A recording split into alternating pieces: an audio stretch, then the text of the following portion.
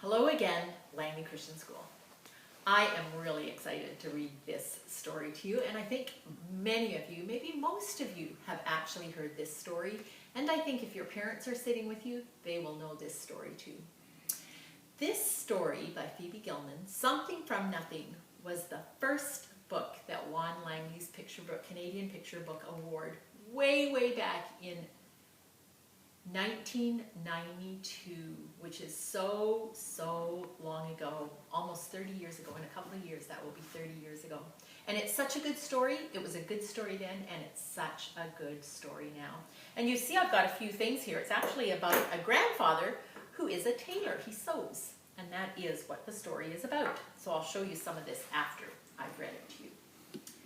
Phoebe Gilman's Something from Nothing, adapted from a Jewish folktale.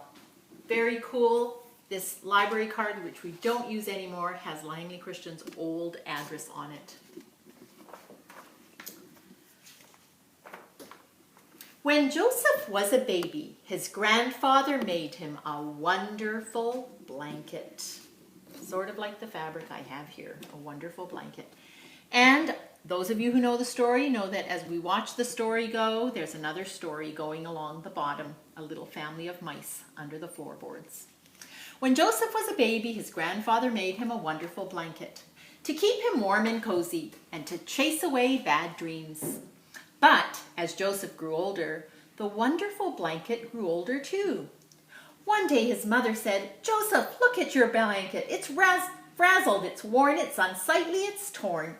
It's time to throw it out." And I know some of us have blankets like that. "Grandpa can fix it," Joseph said, and we all have grandpas like that too. Joseph's grandfather took the blanket and turned it round and round. He said, as his scissors went snip, snip, snip, and his needle flew in and out, in and out. "There is just enough material here to make a wonderful jacket." Joseph put on the wonderful jacket and went outside to play. But as Joseph grew older, the wonderful jacket grew older too. One day his mother said to him, "Joseph, look at your jacket. It's shrunken and small. It doesn't fit you at all. It's time to throw it out." "Grandpa can fix it," Joseph said. Joseph's grandfather took the jacket and turned it round and round. He said, as his scissors went snip, snip, snip, and his needle flew in and out, in and out. "There is just enough material here to make a wonderful vest." Joseph wore the wonderful vest to school that very next day. But as Joseph grew older, the wonderful vest grew older too. One day his mother said to him, "Joseph, look at your vest. It's spotted with glue and there's paint on it too. It's time to throw it out." "Grandpa can fix it," Joseph said. Joseph's grandfather took the vest and turned it round and round. He said, as his scissors went snip, snip, snip, and his needle flew in and out, in and out. "There's just enough material here to make," I wonder what he's going to make out of the vest, "a wonderful tie." And Joseph wore the wonderful tie to his grandparents' house every Friday.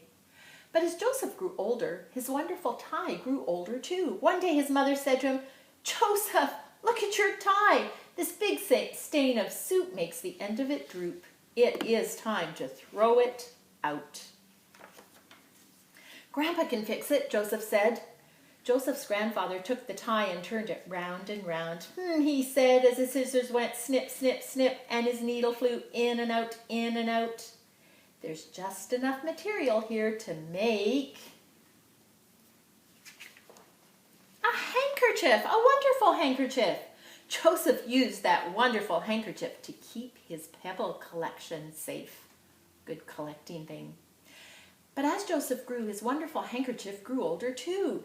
One day his mother said to him, "Joseph, look at your handkerchief. It's been used till it is tattered. It's splotched and it's splattered. It is time to throw it out." "Grandpa can fix it," Joseph said. Joseph's grandfather took the handkerchief and turned it round and round. He said, as his scissors went snip, snip, snip, and his needle flew in and out, in and out. There is just enough material here to make a wonderful button. Joseph wore the wonderful button on his suspenders to hold his pants up. But one day, his mother said to him, "Joseph, where is your button?" Joseph looked. It was gone. He searched everywhere, but he could not find it. He ran down to his grandfather's house. "My button, my wonderful button is lost." His mother ran after him. "Joseph, listen to me. The button is gone. It's finished. Kaput. Your grandfather cannot even make something from nothing." Joseph's grandfather shook his head sadly. "I'm afraid that your mother is right," he said. The next day, Joseph went to school. He said as his pen went scritch, scratch over the paper. "There's just enough material here to make a wonderful story." And there he is, writing a story about what happened to his baby blanket. And for those of you who know this book, when you take it out the next time, down below the mice are getting all the bits and pieces. Well, I want to show you what I did with this book. I'll just put this one up here. So what I did was took a piece of fabric that looked a lot like this fabric. You can see right here, nice piece of fabric. And although I didn't take the old blanket and make something else out of it, I took that piece of fabric I had and I made all the parts of the story. So there's a little jacket. So he takes the blanket, makes a jacket, then he makes a little vest, and I had to use my scissors and thread for all of this. Then from the vest, a little tie. Then from the tie, if you remember, a handkerchief to carry little treasures in. Then from the handkerchief, he made a button. Grandfather made a button. And then he lost the button, and out of that came this beautiful story. And I also kept a lot of little scraps, because these little scraps fell through the floorboards, and the mice got to use them all. So I love this story. So a few ideas for you. You can either write your own story, something from nothing, but you can also make something from nothing. Start with something and make all different little things out of it. You can either do it with paper. That's the easiest if you have paper at home.